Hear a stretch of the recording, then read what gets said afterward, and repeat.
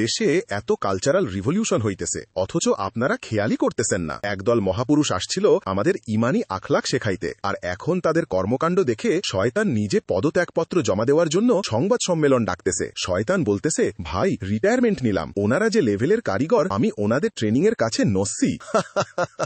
একদিকে ফেসবুকে দিনে 10টা পোস্ট, সমাজ সংস্কার করব, চরিত্র ফুলের মতো পবিত্র রাখতে হবে, আর অন্যদিকে বাস্তবে ঢাকা বিশ্ববিদ্যালয়ের মতো জায়গায় পুরুষের সাথে আকাম করে খায় ধরা খাইয়া আবার কয় সব শয়তানের ধোকা। শয়তানও এখন ব্যাকস্টেজে বসে কান্নাকাটি করতেছে, চিল্লাই কইতেছে, সব দোষ আমার ঘাড়ে চাপাই দিয়া তোরা নিজেরা পার পাইয়া যাবি, আমার তো একটা নিজস্ব সম্মান আছে। একসময় ওদের বট বাহিনী প্রচার করত, অমুক দল তো ফেরেস্তার দল, এদের কোনো পাপ নাই। ভাই, রাজনীতি করবেন ভালো কথা, ক্ষমতার আগেই যদি এই হাল হয়, ক্ষমতায় গেলে তো দেশের মানুষের প্যান্ট সামলানোই কঠিন হয়ে যাবে, বিশেষ করে পুরুষদের। নারীদের বলবেন, খবরদার, ঘর থেকে বের হবা না, চরিত্র নষ্ট হবে। আর ওদিকে আপনারা হলের বন্ধ রুমে নিজেদের জামাত শিবির টিম নিয়ে পবিত্র চিকিৎসা শুরু করে দেবেন। ওটা কি হল রুম নাকি সেক্সোলজি ক্লিনিক? চিকিৎসার নামে অতিথি এনে রাত দুপুরে কি ধরনের প্যাথোলজিক্যাল টেস্ট চলতেছিল তা এখন দেশের মানুষ লাইভ দেখছে।